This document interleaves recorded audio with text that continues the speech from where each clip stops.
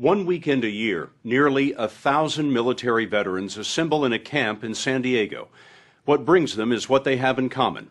They're all homeless. The vets gather for something called Stand Down, started in 1988 by a soldier-turned-psychologist named Jon Nachison. Then it was an emergency response to homelessness among Vietnam vets. But 23 years later, Nachison is welcoming the generation from Iraq and Afghanistan. Stand Down is a 3-day campout that's part jobs fair, part health clinic, part sobriety meeting. The name is a military term for the time when a soldier can put down his weapon and stop fighting. The homeless go for a shot at redemption. We went to understand why so many people who served their country find coming home so hard. Hey, good morning, you guys. How you guys doing? We're going to have a great stand down this year. It's a Friday morning in July. Jon Nachison is greeting his troops. Good to see you. Yeah. Hey. Homeless vets and their families who'd waited all night to get in. We are going to open the gates. Let's do it. All right. Come on. They were literally a battalion, 947 men, women, and children. Good morning, sir. Welcome to Stand Down. We'd like to give you a breakfast bag and something to drink. All right. When people come in, they're instantly transported back to the military, a time where they wore the uniform, where they were proud, where they were walking tall. You want them to remember a time in life when they were proud of themselves. I want to evoke that person in them. Nachison does that by putting them inside a military-style base on a San Diego high school athletic field. 30 tents, erected by Marines from nearby Camp Pendleton. Here, there was hot chow, warm showers, clean clothes, and fresh hope. So who can you save? People can save themselves. I can't save anybody. You don't expect a miracle to happen when they come here for 3 days. Oh, I do.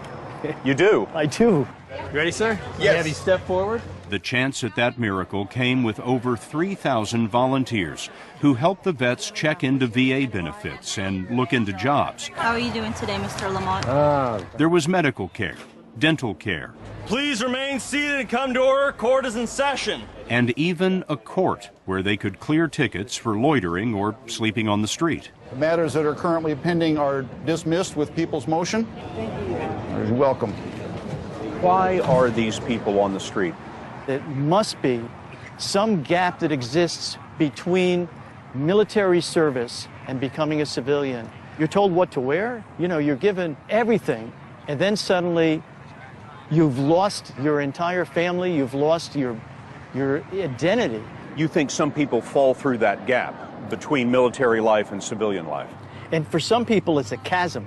All right, Mr. Worley. It was a chasm for Charles Worley, who served with the Marines in Iraq. He's still in the reserves, subject to being recalled.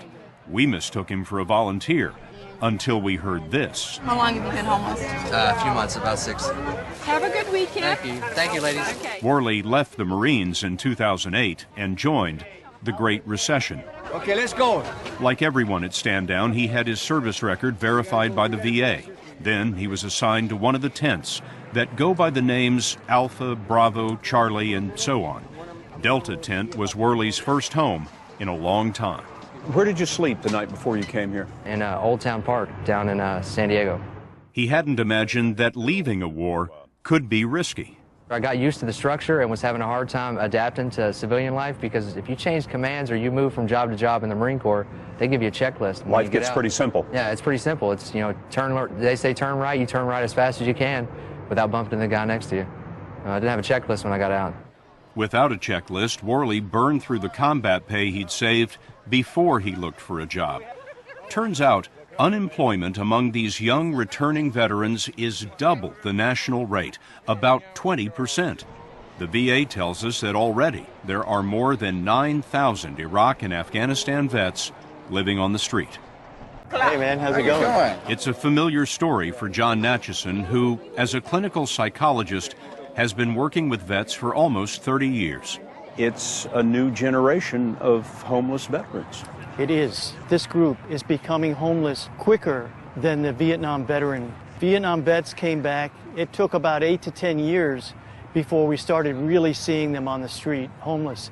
This group is coming back, and within a year, they're ending up on the street. And my best hunch is that for many of them, it's these redeployments again and again. Over the last 9 years, 800,000 troops have been redeployed, sent back to combat at least once. Getting redeployed 2, 3, 4, even 5 times, why does that make a difference? When you go back and you're re-traumatized, it also brings up all the old stuff. Go back again, and it layers over the top of that. And so now we're getting to the point where it's going to be difficult for the person to function. 2 million troops have already served in Iraq and Afghanistan. The VA believes there could be thousands more homeless, in part because of the combat stress and brain injuries that roadside bombs inflict. Already, 250,000 troops have asked for mental health treatment. The troops that are going to come back from Afghanistan and from Iraq, is this country prepared for that? I don't think so. I mean, this stand down alone. Oh, yeah. Saturday morning, we met Marguerite Summers and learned about something else that's new.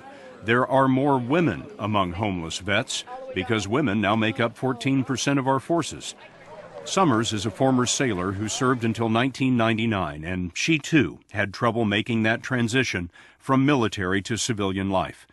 Shortly after getting out of the Navy, she got divorced and began drinking.